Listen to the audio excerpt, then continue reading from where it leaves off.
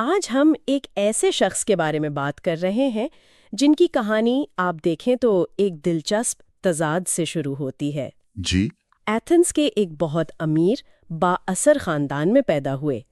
اصل نام تھا ایرسٹوکلیز۔ سب کو لگتا تھا کہ یہ تو جی سیاست میں جائیں گے، اچھا لیکن دنیا انہیں جانتی ہے افلاطون کے نام سے، جس کا مطلب ہے چوڑی پیشانی والا یا شاید چوڑے شانوں والا۔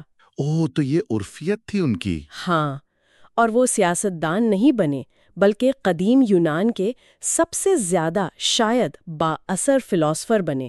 تو یہ سفر ہی اپنے آپ میں کہانی ہے، یہ واقعی ایک غیر معمولی تبدیلی ہے۔ اور یہی آج ہماری گفتگو کا مرکز ہے۔ ہم افلاطون کی زندگی، ان کے وہ بنیادی نظریات جنہوں نے مغربی فکر کی بنیاد رکھی، بالکل۔ اور ان کی وہ میراث جو آج بھی زندہ ہے، اس کا ذرا گہرائی سے جائزہ لیں گے۔ اور جو باتیں ہم کر رہے ہیں ان کا زیادہ تر تعلق افلاطون، فلسفے کا عظیم سفر اور میراث نامی تحریر کے اقتباسات سے ہے۔ تو آج کی اس کہہ لیں کہ کھوج کا مقصد یہ سمجھنا ہے کہ آخر وہ کیا چیزیں تھیں جنہوں نے ایک نوجوان امیر گھرانے کے لڑکے کو فلسفے کی طرف مائل کیا۔ جی خاص طور پر سقراط کا اس میں کیا کردار تھا۔ پھر ان کے مشہور تصورات ہیں جیسے وہ غار کی تمثیل ہاں، بہت مشہور ہے۔ اور مثالی ریاست کا نظریہ، ان کو سمجھنے کی کوشش کریں گے، اور یہ بھی کہ بھئی 2500 سال گزر گئے، آج بھی یہ خیالات کیوں اہم ہیں۔ جو سفر شروع کرتے ہیں افلاطون کے زمانے کے ایتھنز سے۔ وہ شہر بظاہر تو بڑا شاندار تھا، تہذیب و تمدن کا مرکز، جی لیکن افلاطون کی جوانی میں وہ شہر ایک لمبی اور تباہ کن جنگ، پیلوپونیشین جنگ، اس کے اثرات سے گزر رہا تھا۔ اچھا، تو اندرونی طور پر شہر میں سیاسی خلفشار تھا، ایک اخلاقی بے یقینی کی کیفیت تھی۔ اور اسی ماحول میں افلاطون، جو خود بھی شاید سیاست کا سوچ رہے تھے، وہ اپنے آس پاس کے حالات دیکھ رہے تھے۔ جی ذرائع بتاتے ہیں کہ وہ اقتدار کی کھینچا تانی، لوگوں کا ذاتی مفاد دیکھنا اور سچائی اور انصاف کا جیسے کوئی مول ہی نہیں یہ سب دیکھ کر وہ بہت مایوس ہوئے۔ ہاں، یہ صرف سیاسی مایوسی نہیں تھی، لگتا ہے یہ گہری فکری بے چینی تھی۔ بالکل، انہیں لگا کہ مسئلہ صرف سسٹم کا نہیں ہے بلکہ لوگوں کی سوچ کا ہے، ان کی قدروں کا ہے۔ اور اسی وقت، اسی فکری بحران کے لمحے میں ان کی ملاقات ہوئی سقراط سے۔ سقراط ایک لیجنڈری شخصیت۔ جی، اور سقراط کوئی روایتی استاد تو تھے نہیں، ان کی وضاقتہ بھی عجیب تھی۔ ننگے پاؤں پھرنا، سادہ پھر تو پیوند لگے کپڑے پہننا۔ ہاں، مگر اصل چیز تھا ان کا طریقہ۔ وہ جواب نہیں دیتے تھے، وہ سوال کرتے تھے۔ اچھا، گلیوں میں، بازاروں میں لوگوں سے پوچھتے پھرتے، بھئی نیکی کیا ہے؟ انصاف کسے کہتے ہو؟ کیا واقعی تم وہ جانتے ہو جس کے جاننے کا دعویٰ کرتے ہو؟ اور ان کا وہ مشہور قول کہ میں صرف یہ جانتا ہوں کہ میں کچھ نہیں جانتا، یہ کوئی لا علمی کا اعتراف نہیں تھا شاید؟ نہیں، بالکل نہیں، یہ تو فکری ایمانداری تھی اور مزید جاننے کی خواہش کا ایک نقطۂ آغاز تھا۔ وہ لوگوں کو اکساتے تھے کہ اپنی مانی ہوئی باتوں پر سوال اٹھاؤ۔ اور کہتے ہیں افلاطون اس قدر متاثر ہوئے ان سے جی کہ انہوں نے اپنی شاعری، جو شاید ان کا پہلا شوق تھا، وہ جلا ڈالی، سیاست کا خیال چھوڑا اور 8 سال تک سقراط کے شاگرد بن گئے۔ مکمل طور پہ زندگی بدل گئی۔ ہاں، یہ تو مکمل ذہنی تبدیلی تھی۔ بالکل، سقراط نے افلاطون کے ذہن میں یہ بات بٹھا دی کہ زندگی کا سب سے بڑا مقصد صرف زندہ رہنا نہیں ہے، بلکہ سچائی اور اچھائی کی تلاش میں رہنا ہے۔ علم اور نیکی کا تعلق۔ جی، سقراط ان دونوں کو لازم و ملزوم سمجھتے تھے۔ ان کا خیال تھا کہ کوئی بھی جان بوجھ کر برا کام نہیں کرتا، برائی جہالت کا نتیجہ ہے۔ یہ بات افلاطون کے فلسفے کی بنیاد بنی۔ یعنی اگر آپ کو اچھائی کا صحیح علم ہو جائے تو آپ برا کر ہی نہیں سکتے۔ ان کے نزدیک یہی تھا، اگر واقعی علم ہے تو عمل خود بخود ٹھیک ہوگا۔ لیکن پھر وہ واقعہ پیش آیا جس نے افلاطون کو بالکل ہلا کر رکھ دیا۔ ہاں، سقراط کی موت۔ ایتھنز کی حکومت نے ان پر الزام لگایا کہ وہ نوجوانوں کو بگاڑ رہے ہیں اور ریاست کے دیوتاؤں کو نہیں مانتے۔ مقدمہ چلا اور سزا ہوئی موت کی، زہر کا پیالہ پینے کا حکم۔ افلاطون کے لیے یہ صرف استاد کی موت نہیں تھی، یہ اس شہر کے انصاف اور حکمت پر ایک سوالیہ نشان تھا۔ بالکل۔ جس شہر نے ان کے خیال میں سب سے زیادہ عقلمند آدمی کو موت دے دی، وہاں رہنا انہیں گوارا نہ ہوا۔ تو انہوں نے ایتھنز چھوڑ دیا۔ جی بالکل، یہ واقعہ ان کے ذہن میں ریاست کی نوعیت، इंसाफ के माने और अवामी हुकूमत के बारे में बहुत गहरे और शायद तिल्ख सवालात छोड़ गया। एथेंस से निकलने के बाद फिर अफलातून ने एक लंबा सफर किया। ये कोई आवारागर्दी नहीं थी, है ना? नहीं नहीं, ये इल्म की एक मुनज़्ज़म तलाश थी। वो मिस्र गए, जहाँ कहा जाता है कि पुजारियों से उन्होंने रियाजी और फल्कियात का इल्म सीखा। अच्छा। फिर वो इटली और सिसली पहुंचे, जहाँ उनकी मुलाकात हुई पाइथागोरस के पैरोकारों से। ओह, पाइथागोरस। उनका तो रियाजी और रूह पर बड़ा जोर था। बिल्कुल, वो कायनात को रियाजियाती असूलों पर कायम समझते थे और रूह की लाफानियत पर यकीन रखते थे। यहीं से अफलातून के जहन में वो ख्याल पुख्ता होना शुरू हुआ जो उनके फलसफे का मरकजी सुतून बना। कौन सा ख्याल? यही कि ये दुनिया जिसे हम अपनी आंखों से देखते हैं, हाथों से छूते हैं, ये शायद असल हकीकत नहीं है। अच्छा, तो फिर असल हकीकत क्या है? उनके मुताबिक ये दुनिया किसी आला, गैर मादी, ज्यादा हकीकी दुनिया का महज एक अक्स है, एक साया, जिसे बाद में उन्होंने मिसाली सूरतों यानी फॉर्म्स या ख्यालात की दुनिया कहा। तो ये सफर सिर्फ इल्म हासिल करने का नहीं था, बल्कि हकीकत को देखने का एक नया जाविया मिलने का बायस बना। जी बिल्कुल, कई सालों की इस फिक्री सेहत के बाद वो वापस एथेंस लौटे, लेकिन अब वो एक बदले हुए इंसान थे। उनके पास एक वाज़ेह मकसद था। और वो मकसद क्या था? उन्होंने शहर के करीब एक बाग में एक तालीमी इदारा कायम किया, जिसे अकेडमी का नाम दिया। ये कोई आम स्कूल नहीं था, बल्कि मगरब की तारीख में यूनिवर्सिटी का पहला नमूना समझा जाता है। अकेडमी, इसका नाम तो बहुत सुना है। जी, अकेडमी का मकसद सिर्फ मालूमात देना नहीं था, बल्कि तनकीदी सोच पैदा करना था। निसाब में रियाजी, फल्कियात, सियासियात और फलसफा शामिल थे। रियाजी पर इतना जोर क्यों था? अफलातून का बुनियादी जोर इस बात पर था कि हकीकी इल्म हवास से नहीं मिलता, क्योंकि हवास तो धोखा दे सकते हैं। असल इल्म अक्ल, दलील और मंतिक से मिलता है। अच्छा। और रियाजी जहन को मुजर्रद यानी एब्स्ट्रैक्ट और मंतिकी सोच का आदी बनाती है। इसलिए इसे बहुत अहमियत हासिल थी। और इसी अकेडमी से अरस्तू जैसा शागिर्द निकला, जो खुद एक अजीम फलसफी बना। जी हाँ, अरस्तू में 20 साल अफलातून से तालीम हासिल की। बाद में कुछ बातों में इख्तिलाफ भी किया, लेकिन अफलातून के काम को आगे बढ़ाया। और ये अकेडमी कोई 10-20 साल नहीं, 900 साल तक कायम रही। 900 साल! ये तो अफलातून के विजन की पायदारी का सबूत है। बिल्कुल। अब आते हैं अफलातून के उन बुनियादी फलसफियाना तसव्वुरात की तरफ, जिन्होंने मगरबी फिक्र पर बहुत गहरे नक्श छोड़े। शायद सबसे ज्यादा मशहूर और अलामती है उनकी गार की तमसील। हाँ, एलेगोरी ऑफ द केव। ये तो बहुत दिलचस्प है। जरा बताएंगे इसके बारे में? जरूर। तसव्वुर करें कि कुछ कैदी हैं जो पैदाइश से एक तारीख गार में बंधे हुए हैं। उनके सर सिर्फ सामने की दीवार की तरफ मुड़े हुए हैं। ठीक है। उनके पीछे एक आग जल रही है और आग और कैदियों के दरमियान एक रास्ता है जिस पर लोग मुख्तलिफ चीजें लेकर गुजर रहे हैं।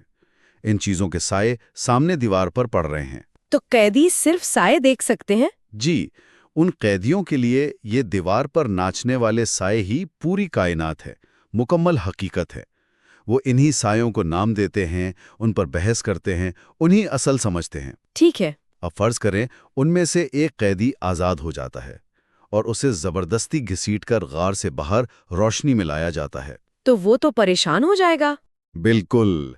पहले तो सूरज की रोशनी उसे अंधा कर देगी, तकलीफ देगी, लेकिन आहिस्ता आहिस्ता वो असल चीज़ों को देखेगा, फिर सितारों और चांद को, और आखिरकार सूरज को देखने के काबिल होगा, जो सारी रोशनी और जिंदगी का जरिया है। और जब वो इस नई हकीकत को समझकर वापस गार में जाएगा अपने साथियों को बताने, तो क्या होगा? वो उसकी बात पर यकीन नहीं करेंगे।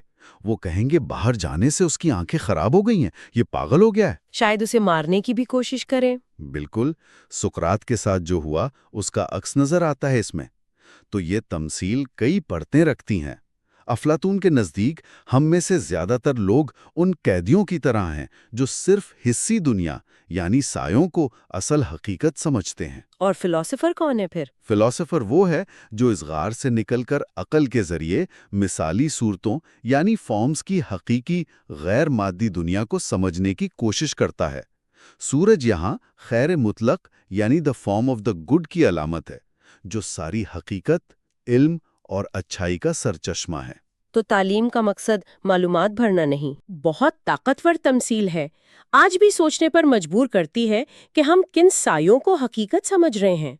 اچھا، افلاطون کا ایک اور بڑا کام ان کی کتاب ریاست یعنی دی ریپبلک ہے، جس میں وہ ایک مثالی ریاست کا نقشہ پیش کرتے ہیں۔ یہ کیسا معاشرہ تھا؟ افلاطون کے لیے مثالی ریاست وہ ہے جو انصاف پر قائم ہو، اور انصاف کا مطلب ہے کہ معاشرے کا ہر فرد اور ہر طبقہ وہ کام کرے جس کے لیے وہ قدرتی طور پر سب سے زیادہ موزوں ہے، اور دوسروں کے کام میں دخل نہ دے۔ ٹھیک ہے۔ اس نے ریاست کو انسانی روح کی ساخت کے مطابق 3 طبقوں میں تقسیم کیا۔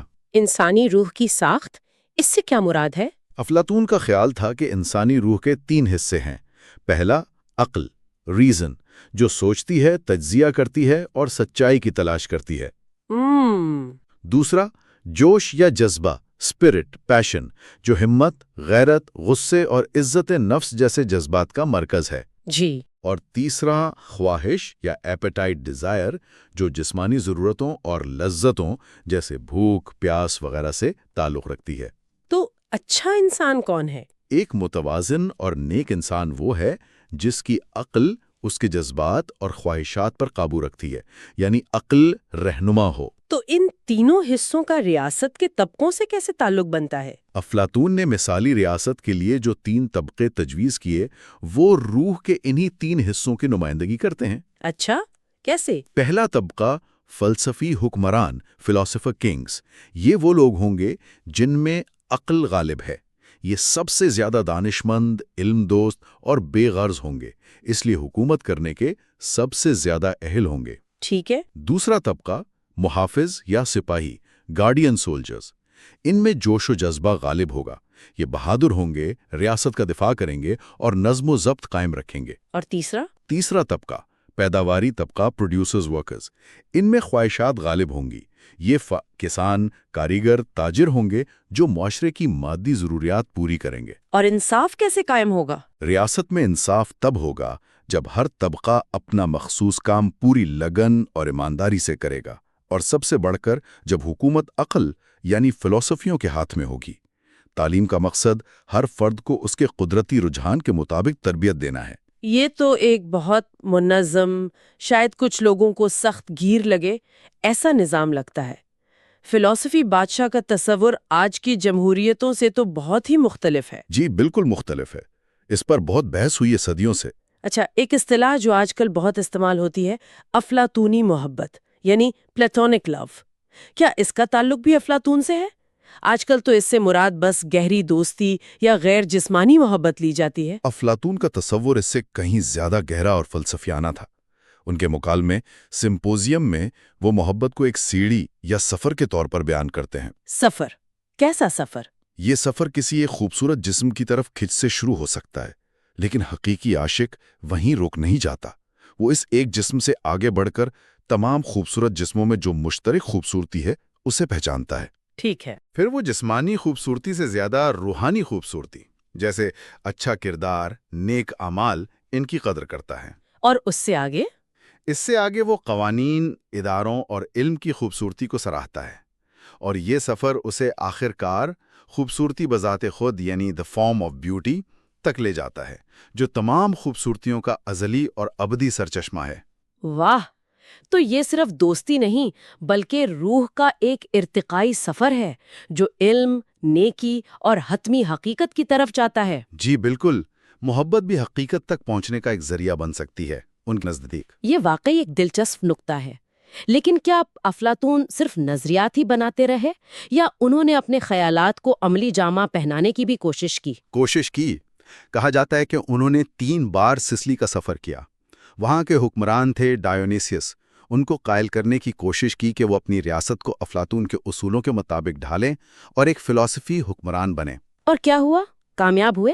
نہیں، یہ تجربات بری طرح ناکام ہوئے۔ انہیں نہ صرف سیاسی سازشوں کا سامنا کرنا پڑا بلکہ ایک موقع پر تو انہیں تقریباً غلام بنا کر بیچ دیا گیا تھا۔ اوہ، یہ تو بہت برا ہوا۔ جی۔ تو ان ناکامیوں سے انہوں نے کیا سبق سیکھا ہوگا؟ شاید سب سے بڑا سبق یہی تھا کہ نظریات کی خالص دنیا اور عملی سیاست کی پیچیدہ اور اکثر گندی دنیا میں بہت بڑا فرق ہے۔ ہاں، یہ تو ہے۔ انسانی خواہشات، اقتدار کی ہوس اور زمینی حقائق فلسفیانہ آدرشوں کو حقیقت بنانے کی راہ میں بڑی رکاوٹیں ہیں۔ इस तजर्बे ने शायद उन्हें मजीद हकीकत पसंद बनाया हो, लेकिन उन्होंने अपने बुनियादी फलसफियाना मौक़िफ़ को तर्क नहीं किया। ये नाकामी उनके नज़रियात की अहमियत को कम नहीं करती है ना। आज भी अफलातून के उठाए हुए बुनियादी सवालात हमारे सामने हैं। बिल्कुल, हकीकत क्या है, इल्म कैसे हासिल होता है, इंसाफ क्या है, एक अच्छी ज़िंदगी क्या है, एक बेहतर माशरा कैसे बनाया जा सकता है। उनके सवालात आज भी हमें गौर व फिक्र की दावत देते हैं। यानी अकल का इस्तेमाल, मंतिकी दलील, मुकालमा और हमेशा बेहतरी की तलाश में रहना। और उनकी अकेडमी, उनकी तहरीरें जो ज़्यादातर सुकरात के मुकालमों की शक्ल में है। जी, वो सदियों तक मगरबी फ़लसफ़े, साइंस और सियासी फ़िक्र की रहनुमाई करती रही हैं। और उनका ये बुनियादी पैगाम कि हकीकी खुशी और इत्मीनान दौलत, ताकत या शोहरत में नहीं, बल्कि इल्म हासिल करने, अपने रूह को बेहतर बनाने और नेकी की ज़िंदगी गुजारने में है। ये आज की तेज़ रफ्तार, मादा परस्त दुनिया में शायद पहले से भी ज़्यादा अहम हो गया है। यकीनन। तो अगर हम इस पूरी गुफ्तगू का निचोड़ देखें, सकरात के इनकलाबी असर ने कैसे एक नौजवान को फ़लसफ़े की राह दिखाई, जी। अकेडमी के क़याम ने कैसे इल्म की तरवीज का एक नया इदारा जाती ढांचा दिया, गार की तमसील और मिसाली रियासत जैसे नज़रियात ने कैसे हकीकत और माशरत को समझने के नए ज़ाविये दिए। बिल्कुल। और ये सब मिलकर अफलातून की एक ऐसी मिरास बनाते हैं जो आज भी हमारी सोच को मुतासिर करती है। उनकी जिंदगी और काम हमें याद दिलाते हैं कि सवाल करना, जो चल रहा है उसे चैलेंज करना और इल्म और सच्चाई की मुसलसल तलाश करना कितना अहम है। ये एक फर्द के ख्यालात की ताकत का सबूत है कि वो कैसे दुनिया पर सदियों तक असरअंदाज हो सकते हैं। और आखिर में एक नुक्ता छोड़ जाते हैं सामीन के लिए गौर करने को, जो अफलातून के काम से ही निकला है लेकिन आज के दौर से जुड़ा है। जी जरूर। अगर अफलातून की गार की तमसील हमें हिस्सी दुनिया के सायों से खबरदार करती है, तो आज के डिजिटल दौर में जहां मालूमात का सैलाब है, वो कौन से नए साए हो सकते हैं? मसलन सोशल मीडिया के इको चैम्बर्स, जहां हमें वही सुनाई देता है जो हम सुनना चाहते हैं, या एल्गोरिदम से फिल्टर होकर आने वाली खबरें, या फिर डीप फेक्स। हाँ, ये तो बहुत अहम सवाल है। ऐसे आए हैं जिन्हें हम हकीकत समझने की गलती कर सकते हैं, और अगर ऐसा है तो इनसे बचने के लिए अफलातून की तरह गार से बाहर कैसे निकला जा सकता है आज के दौर में?